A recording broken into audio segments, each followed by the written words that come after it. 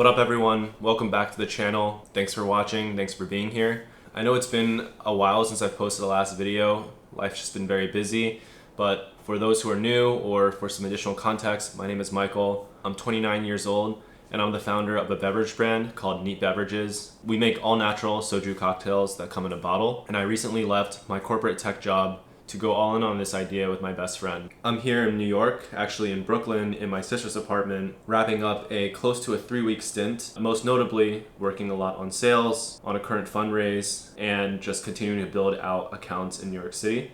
And in a few hours, I'm actually going to go out to one of our liquor store accounts in Long Island City and go do sampling for 5 hours. It's the last sampling I'll do during my trip here. Since my last video, we've been building up our accounts in New York City, and sampling has been one of the most rewarding things. But in this video, you're gonna see me living my life. I'm gonna try and show snippets of building this business in New York City, and also sharing some learnings and tips that I gained along the way as a more or less bi-coastal founder. I'd love to continue to share my experiences building this business. So thanks for watching, and hope you guys enjoy the vlog. Since all of our operations and our accounts are based out here, so we recently just got a WeWork, just worked out, and I'm gonna go check it out. It's a new co-working space, so we can get some office time, and my co-founder and I can do some work outside of cafes and at his apartment, basically. All right, beautiful day in New York City. We are walking to the subway station now. It's been really productive to just have a co-working space. There's a lot of other people being productive in there. Not to mention, it's been nice to have a place to store all of the extra just stuff that we have, from excess inventory to marketing supplies and just stuff for sales. So we are on our way to the WeWork now, and we are going to Brooklyn now.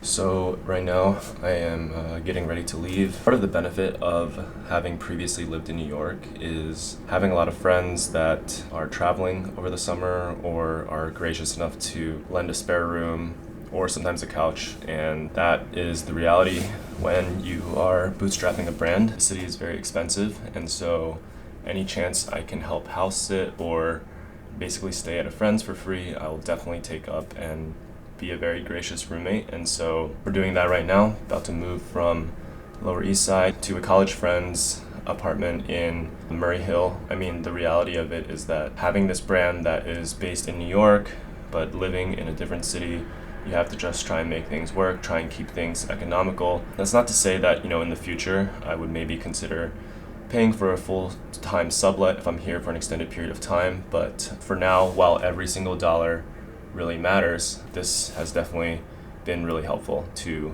keep costs reasonable. Another thing that has been keeping costs reasonable is using a meal delivery service. You can basically get these prepared meals, and it comes out to like $6 or less per meal. So it's a little bit cheaper and a little more convenient also than always having to go out for food, especially if you don't have a kitchen or you don't have the means or don't want to buy a ton of produce. And they're relatively healthy, and so that's like one way that I've been able to try and eat somewhat healthy, not eat out all the time while I'm traveling for work for an extended period of time. Catch you guys in a bit.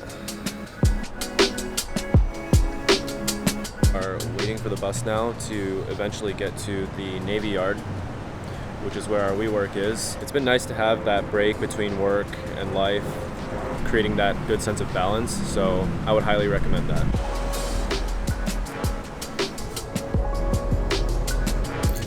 Another full day in the WeWork.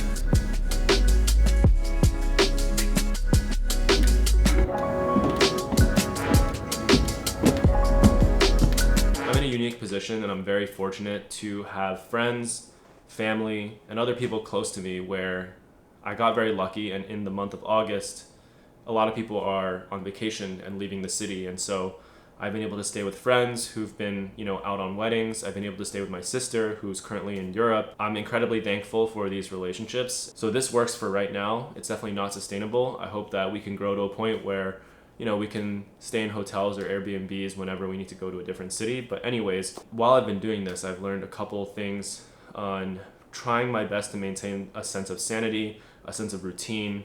And I think the two biggest things that are important to me that have helped a lot are diet and exercise, which are often the two things that go the quickest. Investing in like these meal kit services, not sponsored or anything. Yeah, these have been super helpful, and I highly recommend it if you are an entrepreneur or you are tight on a budget and you do a lot of traveling, or you live in hotels or places without a full kitchen, or just places where you need to share a space with people and don't want to buy a lot of groceries, or you just end up wasting a lot of produce by cooking for one. The other is trying to find friends or other people in the city to use their gym, a building gym, let them sign you in. If they have a gym that has guest passes, that's even better. Or sometimes I just go for a run, and that's been a really great way in the summer to just clear my mind. Yeah, so right off the bat, those are two really great tips for anyone who's in a similar boat, whether you're traveling a lot for work, on your own budget, or moving from city to city a lot.